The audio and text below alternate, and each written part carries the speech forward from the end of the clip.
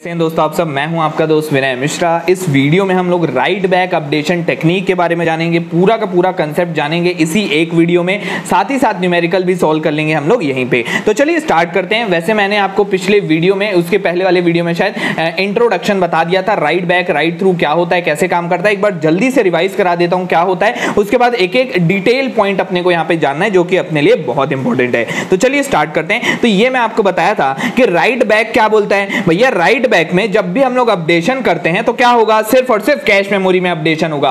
क्यों होगा? क्योंकि अपन क्या करते हैं, अभी कैश मेमोरी में अपडेशन कर दिए तो यहां पे अपना वैल्यू क्या है, चेंज नहीं हुआ। ठीक है, मेन मेमोरी में जो वैल्यू रखा हुआ है वो अभी भी उतना ही है। मैं अभी क्या किया, कैश मेमोरी में वैल्यू को अपडेट मार दिया। ठीक है भाई, बहुत बढ़िया।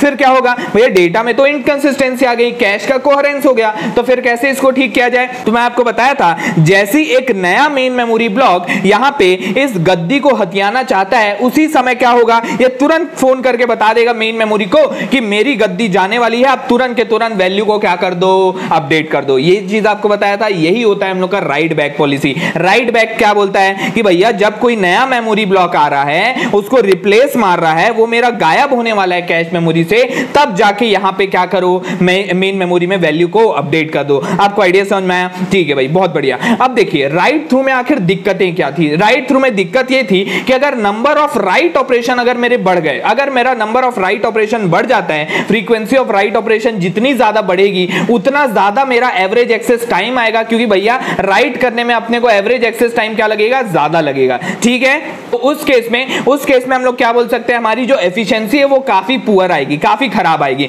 इसीलिए अपन क्या किए, यहां पे राइट बैक क्यों ऐसा हुआ कि भैया अपने को पता है कि यहां पे जितनी बार भी मैं अपडेशन करूंगा राइट थ्रू में, उतनी बार मेरा क्या होगा, मेन मेमोरी में भी अपडेशन होगा। अगर मैं यहां पे 10,000 बार अपडेट किया तो वहां पे भी 10,000 बार अपडेट होगा। तो जितने ज्यादा राइट ऑपरेशन होंगे उतना मेरा पुअर एफिशिएंसी आएगा इन केस ऑफ क्या, राइट थ्रू पॉलिसी। तो इसी के लिए अपन क्या लाए, राइट बैक लाए। यहां पे क्या होगा, यहां पे भैया मैं सिर्फ और सिर्फ कहां अपडेट करूंगा, कैश मेमोरी में अपडेट करूंगा, और जो भी रिफ्लेक्शन होगा वो तभी होगा मेन मेमोरी में जब अपने को नीड होगी। आपको आइडिया समझ में आया होगा राइट बैक का? अभी नहीं भी आया तो अभी धीरे धीरे अपन स्टेप बाय स्टेप चलते हैं, अपने आप इस वीडियो के अंत तक आपको एक एक चीज क्लियर हो जाएगी। तो एक एक करके पॉइंट्स को रीड कर लेते हैं। इन दिस टेक्निक वही चीज जो मैं आपको बताया, सीपीयू क्या करता है, कैश मेमोरी में ही राइट करता है, लेकिन वहां पे कोहेरेंस है अभी भी। ठीक है भाई, कोई दिक्कत नहीं है, कोहेरेंस तो है, लेकिन ये कोहेरेंस क्या होता है, but this coherence does not create data loss problem. क्यों? Because the CPU read the status of cache block before replace. तो जब अपन ढूंढे, अगर अपने को कैश मेमोरी में मिल गया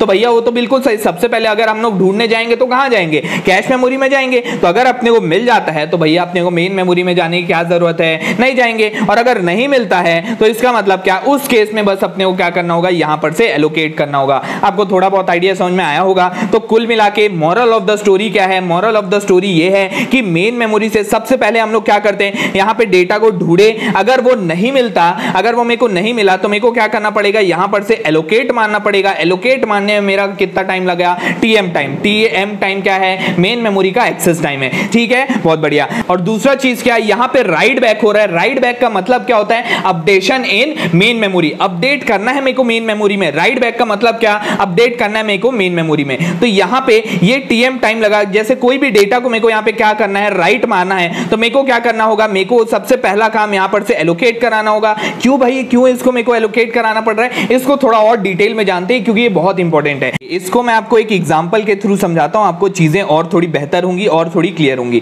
तो जैसे मान लेता हूं मेरा x = 5 नाम का डेटा यहां पे प्रेजेंट है। ठीक है, यहां पे x = 5 नाम का डेटा है। ठीक है, तो सबसे पहले, और यहां पे मान लेता हूं x = 5 नाम का डेटा है। ठीक है, और एक और यहां पे वैल्यू लेता हूं, y = 1 नाम का डेटा है, और यहां पे कुछ भी मान लेते हैं हम लोग को y = 2 नाम का एक डेटा है। ठीक है, तो यहां पे क्या होता है, देखो सबसे पहले अपने को अगर डेटा चाहिए तो अपन क्या करेंगे, कहां जाएंगे, सबसे पहले कैश मेमोरी के पास जाएंगे। तो ठीक है भाई, अपन कैश मेमोरी के पास गए। यहां पे मैं बोला कि भैया मेरे को चाहिए x। ठीक है, तो मैं x की डिमांड किया। तो जब मैं x को यहां पर से देखा तो यहां पे अपने को पता है जब तक कि ये क्या हो रहा है, रिप्लेस ना हो रहा हो, तब तक कि ये वैल्यू तो अपना यहां पर से नहीं जाने वाला। और जो कैश मेमोरी में वैल्यू मिलेगा अपने को, वो क्या मिलेगा, राइट बैक के केस में हमेशा अपने को अपडेटेड वैल्यू मिलेगा। लेकिन क्या मेरा मेन मेमोरी में हर बार वैल्यू अपडेटेड होगा क्या, जरूरी नहीं है। क्यों? क्योंकि भैया जब तक कि वो रिप्लेस नहीं हो रहा है तब तक कि अपन मेन मेमोरी में जबरदस्ती का अपडेट नहीं करते। आपको आइडिया समझ में आया? ठीक है, तो यहां पे अगर आपको कोई भी डेटा को यहां पे एक्सेस करना है, मान लीजिए मेरे को यहां पे डेटा को एक्सेस करना है, तो अपने को यहां पे क्या लगेगा, सबसे पहला तो ये कि अगर मेरे को जैसे y इक्वल टू 1 यहाँ पे प्रेजेंट ही नहीं है, ठीक है, y नाम का डेटा ही नहीं है, ठीक है। तो यहाँ पर अगर मेरे को डेटा नहीं है तो सबसे पहला काम क्या, अगर मेरे को एक्सेस करना है किसी डेटा को, y नाम का डेटा एक्सेस करना है, तो मेरे को क्या करना होगा, इस y को यहाँ पे भेजना होगा, ठीक है। अच्छा, उसके पहले एक और चीज यहाँ पे जान लेते हैं। यहाँ पे मैं कुछ लिखा हूँ डर्टी बिट नाम का, ठीक है। तो ये डर्टी बिट या फिर मॉडिफाइड बिट क्या होता है, यही चीज मैं आपको पहले बता रहा था। देखो ये क्या है, जैसे यहाँ पे जो डेटा है ये क्या है, y इक्वल टू 1, ये क्या है हम लोग का, अपडेटेड नहीं हो सकता है और अपडेटेड भी हो सकता है। तो कैसे पता चलेगा, तो देखो अगर उसका डर्टी बिट सेट है, अगर उसका डर्टी बिट 1 है, इसका मतलब क्या, इसका मतलब ये कि यहाँ का जो डेटा है वो अपडेट हो चुका है और भैया यहाँ पे जो डेटा है वो अपडेट नहीं हुआ है, इसके करस्पॉन्डिंग जो मेन मेमोरी में डेटा रखा हुआ है वो अपडेट नहीं हुआ है, अगर ये चीज सेट है तो। और ये अगर सेट है तो इसका मतलब क्या कि ये जो डेटा है यही डेटा मेरा रखा हुआ है मेन मेमोरी में, ठीक है। तो अगर यहाँ पे डर्टी बिट 0 है तो आप तुरंत एक्सेस मार लो, ठीक है, यहीं पर से डेटा क्या कर लो, यहीं पर से निकाल लो। लेकिन अगर मेरा अपडेटेड नहीं है, ये 1 है, तो फिर क्या होगा, तो भैया मेरे को सबसे पहले क्या करना होगा, यहां पर वाले डेटा को क्या करूंगा, मैं यहां पर वाले डेटा को बदलूंगा। क्यों बदलूंगा, नहीं तो इनकंसिस्टेंसी आ जाएगी, इनकंसिस्टेंसी, क्योंकि यहां का डेटा मेरा अलग है और यहां का डेटा अलग है। तो इसका मतलब क्या है, इसका मतलब हम लोग समझते हैं, जैसे मेरे को कोई भी वैल्यू को एक्सेस करना है, मेरे को यहाँ पे y को एक्सेस करना है, तो मेरे को क्या करना होगा, सबसे पहले यहाँ पे एक्सेस करने के लिए यहाँ पे एलोकेट करवाया, मैं y इक्वल टू 1 को एलोकेट कराया। ये एलोकेट करने में मेरे को tm टाइम लगा क्योंकि मैं मेन मेमोरी से एक्सेस किया, ठीक है। अब कैश मेमोरी में अपने को पता है ये अपडेट हो जाएगा, ये जैसे ही अपडेट हुआ वैल्यू, मान लेते हैं y का वैल्यू यहाँ पे हो गया 2, ठीक है, y का वैल्यू यहाँ पे 2 हो गया है, तो मेरे को क्या करना होगा, राइट बैक ये बोलता है कि भैया मेरे को बता दो अपने मेन मेमोरी को फोन लगा के कि ये जो वैल्यू है वो क्या हो गया है, अपडेट हो गया है। तो ये जो डर्टी बिट है तब क्या हो जाएगा, सेट हो जाएगा 0 से। तो मैं भैया मेन मेमोरी को फोन लगा के बता दूंगा, ये मतलब राइट बैक कर रहा हूं। राइट बैक का मतलब क्या, राइट बैक का मतलब ही यही होता है कि मॉडिफिकेशन कर रहा हूं मैं कहां पे, मेन मेमोरी पे। तो मेन मेमोरी में फोन लगा के बोल देगा कि भैया मैं अपडेट हो चुका हूं, वैल्यू को आप वहां पे बढ़ा लो। और दोनों में अगर सेम वैल्यू आ गया, इसका मतलब डर्टी बिट क्या सेट हो जाएगा, 0 से सेट हो जाएगा। आपको आइडिया समझ में आया होगा इस डर्टी बिट का। तो दो एरिया होते हैं हम लोग के, एक होता है डर्टी एरिया, एक होता है क्लीन एरिया, ठीक है। तो ये डर्टी बिट का मतलब आपको समझ में आ गया। अगर ये बिट 0 है इसका मतलब दोनों जगह पे सेम हम लोग का वैल्यू है। अगर ये बिट सेट है इसका मतलब हम लोग का दोनों जगह पे अलग अलग वैल्यू है, मतलब वहां पे क्या है, इनकंसिस्टेंसी है। यहां तक कि आपको आइडिया समझ में आया होगा। आगे बढ़ते हैं अब हम लोग। यहाँ पे वही सारी चीजें लिखी हुई है, whenever there is a change in block inside cache we change modify bit to 1, ठीक है, अपन modify bit को 1 चेंज कर दिए, this is now new dirty block। तो ये क्या हो जाता है, नया dirty block बन जाता है। तो आपने वो बता दिया, जो भी आपको बताया वही चीज है। और अगर अपडेटेड नहीं है इसका मतलब क्या, दोनों जगह पे क्या है, क्लीन ब्लॉक है। क्लीन ब्लॉक मतलब दोनों जगह पे सेम डेटा है, ठीक है। If cash is empty simply replace करना है, नहीं तो अपने को पहले मॉडिफाई करना है और उसके बाद फिर रिप्लेस करना है। ये अभी आपको अपने आप समझ में आ जाएगा क्या बोलना चाह रहा हूं। तो देखो प्रोग्राम आपका मान लेते हैं 100 इंस्ट्रक्शन का है, तो हो सकता है रीड इंस्ट्रक्शन वहां पे फ्रीक्वेंसी ऑफ रीड इंस्ट्रक्शन हो 60% और फ्रीक्वेंसी ऑफ राइट इंस्ट्रक्शन है वो मान लेते हैं 40%। तो अपन सबसे पहले यहां पे देखने वाले average access time for read operation. तो ये अपन क्या करेंगे, देखो average access time read operation के लिए क्या होगा, ये देखो इसको थोड़ा डिटेल में समझते हैं। तो यहां पे मैं थोड़ा अच्छे से बना दिया हूं। तो एवरेज एक्सेस टाइम अपने को निकालना है, तो अपने को क्या करना होगा, सबसे पहले मैं कहां जाऊंगा, कैश मेमोरी के पास जाऊंगा। तो क्या क्या पॉसिबिलिटी है भैया, वो तो मेरे को सीधा मिल जाए, रीड हिट हो जाए। रीड हिट हुआ इसका मतलब ये HR, और इस पे जो टाइम लगा वो मैं बोल देता हूं TC। भैया आप अगर कुछ भी बोलो, अगर आपको डेटा को एक्सेस करना है, रीड करना है, राइट करना है, सबसे पहले आप कहां जाओगे भैया, कैश मेमोरी में ही जाओगे। तो TC टाइम तो लगने ही वाला है, ठीक है, TC टाइम अपने का लगेगा ही।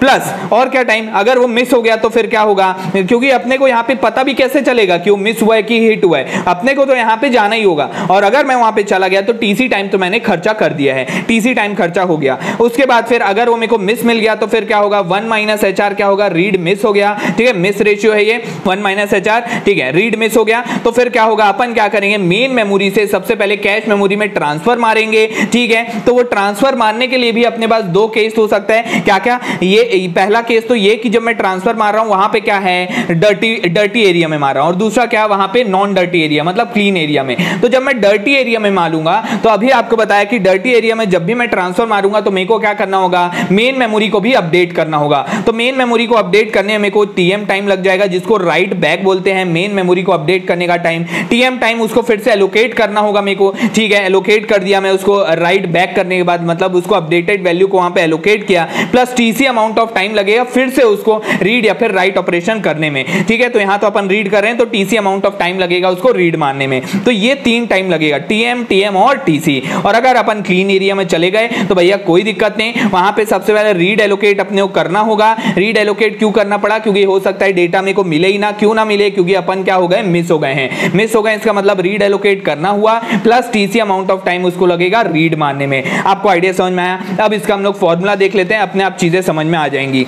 उसके पहले जो मैंने अभी आपको बताया वही चीज यहाँ पे लिखा है डर्टी बिट के बारे में। ये सेट होगा 1, कब होगा सेट 0 से, तो इसको आप अपने से एक बार रीड कर लेना, आपको समझ में आ जाएगा। ये चीज मैं आपको बता चुका हूँ। ठीक है, आगे बढ़ते हैं हम लोग, देखते हैं average access time for read cycle कितना आता है। ठीक है, ये वाला फॉर्मूला अपने को दिमाग में रखना है। और ये वाला फॉर्मूला कैसे आया, ये वाला फॉर्मूला ये उसके लिए लिखा हुआ है। तो देखो 2 केस हो सकते हैं, या तो हिट हो जाए या तो मिस हो जाए। ठीक है, और मिस के भी 2 केसेस हैं, या तो डर्टी एरिया में जाऊं या फिर नॉन डर्टी एरिया में जाऊं। तो ये फॉर्मूला कहां से आया है? देखो इसको रटने की जरूरत नहीं है, बहुत ही सिंपल है। या तो हिट हो गया तो ऑब्वियस सी बात है एचआर हिट रेशियो है मेरा, ठीक है, रीड हिट है इनटू टीसी, प्लस अगर मिस हो गया तो क्या होगा 1 माइनस एचआर। अब इसके भी 2 केस हो सकते हैं, या तो मैं डर्टी एरिया में जाऊं, डर्टी एरिया में गया तो परसेंट डी यहाँ पे डर्टी एरिया में जाने का यहाँ पे बता रहा है मेरे को, डर्टी एरिया कितने परसेंट है ये मेरे को बता रहा है। और यहाँ पे टाइम कितना लगेगा, एक बार मेरे को राइट बैक करना होगा, एक बार मेरे को एलोकेट मानना होगा, एक बार मेरे को रीड करना होगा। ठीक है, अभी मैं आपको बता दिया। तो ये 2tm प्लस टीसी हो जाएगा, प्लस अगर मैं क्लीन एरिया में गया तो मेरे को क्या करना होगा, मेरे को रीड एलोकेट करना होगा और रीड करना होगा कैश मेमोरी से। ये आपको आइडिया समझ में आ गया होगा। इसको आप जब ओपन करोगे ना तो यही वाला फॉर्मूला आ जाएगा। आप चाहो तो करके देख सकते हो। अपने को जो याद रखना है वो सिंपली ये वाला फॉर्मूला याद रखना है। कैसे? बहुत सिंपल भाई। अब भैया आप अगर रीड हो, चाहे हिट हो, चाहे मिस हो, आपको तो भैया सबसे पहले टीसी आपको लगेगा ही। क्यों? कैसे पता चलेगा हिट हुआ है कि मिस हुआ है? आपको वहां पे कैश मेमोरी के पास जाना होगा, प्लस अगर मिस हो गया तो क्या होगा 1 प्लस परसेंट डी। ये फॉर्मूला कहां से आया ये आपको याद रखना है, 1 plus percent D into TM. कैसे आया ये? तो यहीं से आया है। इसको आप सॉल्व करके देख लेना, आपका आंसर आ जाएगा। ठीक है, इसको ओपन करना है, बस धड़ाधड़ कैंसिल हो जाएगा, ये फॉर्मूला आपके सामने आ जाएगा। तो ये कुछ भी नहीं है, कुछ भी खास नहीं है, यहाँ पे कुछ नहीं। मिस हुआ तो अपन क्या कर रहे हैं, वहां पे डर्टी एरिया और क्लीन एरिया की यहाँ पे कंडीशन लगा दिए, 1 plus percent D into main memory का एक्सेस टाइम। ये आपको समझ में आ गया होगा। ठीक है, बहुत बढ़िया। तो ये याद रखना है न्यूमेरिकल सॉल्व करने के लिए। आगे बढ़ते हैं हम लोग। अब देखते हैं average access time for write cycle. तो राइट के लिए भी बिल्कुल सेम वही चीज जैसे अपन कर रहे थे रीड के लिए, बिल्कुल वही चीज कि भैया अगर अपने को राइट करना है तो फिर से वहां पे डर्टी एरिया और एक हम लोग का क्लीन एरिया होगा। ये डर्टी एरिया में हो सकता है मैं जाऊं और हो सकता है मैं यहाँ पे नॉन डर्टी एरिया में। तो अगर मैं डर्टी एरिया में जाता हूं तो मेरे को 2 टीएम टाइम लगेगा, प्लस टीसी टाइम भी लगेगा। ठीक है, ये तो मैं आपको बता दिया। प्लस नॉन डर्टी एरिया मतलब क्लीन एरिया में गया तो इतना टाइम लगेगा। बिल्कुल वही फॉर्मूला है, कुछ भी चेंज नहीं है, बिल्कुल सेम आइडिया है। देखो ये वैसा ही है, इसको सॉल्व करोगे तो ये आ जाएगा, बिल्कुल वैसा ही फॉर्मूला है, कुछ भी अलग नहीं है भाई, बहुत सिंपल है। और एवरेज एक्सेस टाइम अगर मैं दोनों के लिए बोलूं, रीड और राइट के लिए, तो वो कितना होता है, ये होता है जैसा पिछली बार था राइट थ्रू के केस में। रीड फ्रीक्वेंसी है मेरा और ये एवरेज एक्सेस टाइम रीड के लिए है। कितना है अभी मैं आपको बताया, पीछे जो formula average access time read के लिए ये है। ठीक है, बहुत बढ़िया। प्लस ये राइट फ्रीक्वेंसी और average access time for write operation है। और भैया अगर आपको एफिशिएंसी निकालनी है तो इसका क्या कर दो, रेसिप्रोकल ले लो। ठीक है, ये जो आंसर आएगा वो क्या आएगा, नंबर ऑफ वर्ड पर सेकंड आएगा। ठीक है, ये एफिशिएंसी क्या आएगा हम लोग का, नंबर ऑफ वर्ड पर सेकंड मिल जाएगा। आपको आइडिया समझ में आया? ठीक है, जल्दी से यहाँ पे न्यूमेरिकल भी डिस्कस कर लेते हैं अपने राइट थ्रू और राइट बैक के। तो पहला क्वेश्चन हम लोग का राइट थ्रू प्रोसीजर पे बेस्ड है। क्या लिखा हुआ है, consider a system with 2 way set associative mapping using right through procedure को यूज कर रहा है विद फॉलोइंग स्पेसिफिकेशन। तो टीसी दे के रखा है, टीसी मतलब एक्सेस करना किसका टाइम, कैश मेमोरी को एक्सेस करने का टाइम। टीएम मतलब मेन मेमोरी को एक्सेस करने का टाइम। एचसी मतलब हिट रेशियो कैश का। और एफआर मतलब ये आपको दे के रखा है फ्रीक्वेंसी ऑफ रीड साइकिल, मतलब राइट साइकिल के लिए फ्रीक्वेंसी कितना हो जाएगा, 20% हो जाएगा। ठीक है, तो फॉर्मूला क्या था, टी इफेक्टिव निकालना है, मतलब टी एवरेज निकालना है आपको रीड और राइट साइकिल के लिए, और यहाँ पे एफिशिएंसी निकालना है। ठीक है, तो जो इसका रेसिप्रोकल होगा, तो टी एवरेज क्या होता है, FR into T average of read cycle plus FW into T average of right cycle. ठीक है, तो एफआर देके रखा है 80% है, एफडब्ल्यू देके रखा है 20% है। ठीक है, फॉर्मूला क्या होता था हम लोग का राइट थ्रू के लिए, TC plus 1 minus HR into TM. ठीक है भाई, बहुत बढ़िया। प्लस 20% टाइम्स ऑफ टीएम होता था, पिछले वीडियो में देखे थे, बहुत बढ़िया। यहाँ पे सारी वैल्यूज को पुट करना और कुछ नहीं करना, आपका आंसर आपके सामने होगा। और इसके लिए भैया आपको बस रेसिप्रोकल कर देना है, रेसिप्रोकल किए ये आंसर आपके सामने होगा। ठीक है, ये मिलियन वर्ड पर सेकंड है। ठीक है, 27.7 मिलियन वर्ड पर सेकंड आ जाएगा, ये आप समझ गए होंगे। आगे बढ़ते हैं हम लोग, बढ़ते हैं अगला क्वेश्चन देखते हैं। पहले ये वाला क्वेश्चन देखेंगे, उसके बाद ऊपर वाला देखेंगे। देखो, consider a 8 way set associative with write back cache if 80% of the block cache are dirty. तो ये सब स्पेसिफिकेशन आपको देके रखा है, टीसी दिया है, टीएम दिया है, एचआर दिया है, HW दिया है, FR दिया है, FW दिया है। कुछ नहीं करना है भैया, फॉर्मूला ये होता है T average access time write back का यूज कर रहे हैं तो राइट बैक के केस में T एवरेज एक्सेस टाइम भैया रीड ऑपरेशन के लिए इतना होता है और राइट ऑपरेशन के लिए भैया इतना होता है। तो कुछ नहीं करना है, इस जगह पे बस वो फॉर्मूले को पुट कर देना है और इस जगह पे भी वो फॉर्मूले को पुट करना है। सारी की सारी वैल्यूज आपको देके रखे यहां पे पुट करना है और आपके आंसर आपके सामने आ जाएगा। आपको आइडिया समझ में आया? बहुत ही सिंपल है। देखो फॉर्मूला अगर समझ में आ गया तो आपको कोई दिक्कत नहीं होगी। अब एक क्वेश्चन देखते हैं, थोड़ा सा कंफ्यूजिंग क्वेश्चन है। देखो यहाँ पे क्या है, कंसीडर अ 4-वे set associative with write back cache आपको देके रखा है। ठीक है, राइट बैक का यूज कर रहे हैं। 40% कैश ब्लॉक अपने डर्टी है, कैश का मिस रेट आपको देके रखा है 3%। अब अपने को टीसी देके रखा है, टीएम देके रखा है और टी इफेक्टिव निकालने बोल रहे हैं। तो भैया रीड के लिए नहीं बोल रहा है अपने को, राइट के लिए नहीं बोल रहा है, कैश में फ्रीक्वेंसी नहीं दिया है रीड ऑपरेशन के लिए, राइट ऑपरेशन के लिए, तो आखिर निकालना क्या है? असलियत में यहाँ पे आपको सिर्फ और सिर्फ ये पूछ रहा है कि आपको कोई भी एक एलिमेंट को अगर एक्सेस करना है तो उसमें कितना टाइम लगेगा। यहाँ पे रीड ऑपरेशन की भी बात नहीं की है, राइट ऑपरेशन की भी बात नहीं की है, सिर्फ और सिर्फ एक्सेस करने में कितना टाइम लगेगा ये आपको बताना है। तो कितना टाइम लगेगा? देखो T average is equal to क्या होगा, एलिमेंट को मैं सबसे पहले कहां ढूंढूंगा भैया? पहले मैं ढूंढने जाऊंगा कैश में, तो हो सकता है वो मेरे को मिल जाए या तो हो सकता है ना मिले। तो अगर वो मिल गया तो भी ठीक, नहीं मिला तो भी मेरे को इतना अमाउंट ऑफ टाइम तो खर्चा करना होगा। ठीक है, प्लस अगर वो मेरे को नहीं मिला, अगर वो मेरे को नहीं मिलता है तो क्या होगा 1 - HC। ठीक है, मिस रेशियो दिया है, डायरेक्टली देके रखा है 3% मतलब 0.3, टीसी देके रखा है 10 + 0.3 टाइम्स ऑफ। अपन पहले कहां जाएंगे? उसमें भी दो ऑप्शन है, या तो मैं कहां जाऊंगा डर्टी एरिया में जाऊंगा या तो क्लीन एरिया में जाऊंगा। तो डर्टी एरिया में जाऊंगा तो दो बार मेरे को क्या करना होगा, कैश मेमोरी को एक्सेस करना होगा, और क्लीन एरिया में जाऊंगा तो एक ही बार करना होगा। आपको आइडिया समझ में आया? ना रीड करना है ना राइट करना है, इसलिए यहाँ पे टीसी और टीसी नहीं आया है। आपको आइडिया समझ में आया? यहाँ पे कंफ्यूज नहीं होना। ठीक है, तो यहाँ पे बस वैल्यूज को पुट करना है। ये 40% दिया है, ये अपने को टीएम दिया है और ये 1 - % डी 0.6 हो जाएगा और ये 100 दिया है। सॉल्व करना है, आंसर लाना है। अब यहाँ पे मैं कुछ पॉइंट लिखा हूँ, आपके दिमाग में होनी चाहिए। Write back technique is not applicable for simultaneous access memory only. इसका मतलब क्या भैया? क्या साइमल्टेनियसली वहाँ पे एक्सेस कर पाऊंगा क्या मैं डेटा अपने मेन मेमोरी से और कैश मेमोरी से? नहीं कर पाऊंगा भैया। राइट बैक में कैसे कर सकता हूँ? दोनों जगह क्या है, अलग अलग डेटा हो सकता है। ये काम अगर करना है तो राइट थ्रू के तरीके से कर सकते हैं हम लोग। ठीक है, बहुत बढ़िया। वहाँ पे HW क्या होता है? 1 होता है, ये आपको पता है। ठीक है, फ्रीक्वेंसी ऑफ रीड ऑपरेशन क्या होता है? अगर ज्यादा होता है तो राइट थ्रू अपना बेटर होता है। फ्रीक्वेंसी ऑफ राइट ऑपरेशन अगर ज्यादा होता है तो राइट थ्रू अच्छा नहीं होता, राइट बैक अच्छा होता है। आपको आइडिया समझ में आ गया? ये तो मैं आपको स्टार्टिंग में बता दिया था। ठीक है, और लास्ट क्वेश्चन यहाँ पे देख लेते हैं। अच्छा क्वेश्चन है ये। In a 2-level cache system access of L1 and L2 cache are 1 and 8 cycle, the miss penalty from L2 cache memory to main memory is 18 cycle, miss rate of L1 is twice that of L2। ठीक है, if average access time is 2 cycle तो miss rate अपने को बताना है L1 और L2 का are respectively. ये अपने पास ऑप्शन देके रखा है, तो कैसे करेंगे? देखो बहुत ही अच्छा है, बहुत ही लॉजिकल क्वेश्चन है। देखो सबसे पहले यहाँ पे 2 लेवल कैश है, एक L1 है एक L2 है। तो अगर मेरे को एवरेज एक्सेस टाइम निकालना है, फिर से यहाँ पे रीड वगैरह के बारे में नहीं करना है, अपने को एलिमेंट को एक्सेस करना है। तो मैं सबसे पहले कहाँ जाऊंगा? मैं भैया पहले वाले लेवल के पास गया, हो सकता है मेरे को वहीं पे मिल जाए। ठीक है, फिर हो सकता है वो मेरे को वहां पे ना मिले, तो नहीं मिला इसका मतलब क्या हुआ? मिस हो गया। मिस हुआ तो फिर मैं कहाँ जाऊंगा? दूसरे वाले के पास मेरे को मिलेगा। प्लस हो सकता है क्या हो, मेरे को दोनों के पास ना मिले, तो मैं कहाँ जाऊंगा? मेन मेमोरी के पास जाऊंगा। आपको आइडिया समझ में आया किस तरीके से यहाँ पे फॉर्मूले को हम लोग फ्रेम किए हैं? पहले मैं कहां गया? TC1 के पास, हो सकता है यहीं पे मिल जाए। ठीक है, बढ़िया। उसके बाद फिर मैं कहां गया? अगर मिस हुआ तो मैं गया कहां पे? कैश 2 के पास। ठीक है, अगर मिस हुआ तो कैश 2 के पास गया, और अगर इन दोनों के पास नहीं मिला तो मैं कहां जाऊंगा? मेन मेमोरी के पास जाऊंगा। ठीक है, ये दोनों के कारण क्या हुआ? मिस हो गया, तो मैं मेन मेमोरी के पास गया। आपको आइडिया समझ में आया होगा? ठीक है, ये अपने को 2 साइकिल दे के रखा था एवरेज एक्सेस टाइम, ये अपने को दिया है 1 साइकिल, ये अपने को दे के रखा है 8 साइकिल। ठीक है, क्वेश्चन में दे के रखा है, और ये TM जो है वो है 18 साइकिल, ये 18 दे के रखा है। ठीक है, ये इक्वेशन आपके पास आ गया। इस इक्वेशन में ये चारों ऑप्शन को अपने को वो वाला ऑप्शन पुट करना है जहां पे वैल्यू 2 आ जाए। तो ए ऑप्शन आप चेक करके देखना, ये आंसर बिल्कुल सही आएगा, 2 आ जाएगा यहाँ पे। ठीक है, तो A option is the correct answer for this question. तो इस तरीके से हम लोग यहाँ पे पूरी तरीके से राइट बैक टेक्निक बहुत ही शानदार तरीके से मैं आपको एक्सप्लेन कर दिया हूँ। इस वीडियो के लिए इतना ही रखता हूँ, मिलता हूँ अपने अगले वीडियो में जहां पे हम लोग मल्टी लेवल कैश जानेंगे, और उसके बाद फिर अगले वीडियो से हम लोग सेकेंडरी मेमोरी स्टार्ट करेंगे। एक बहुत ही शानदार कंसेप्ट है। इस वीडियो के लिए इतना ही, थैंक यू।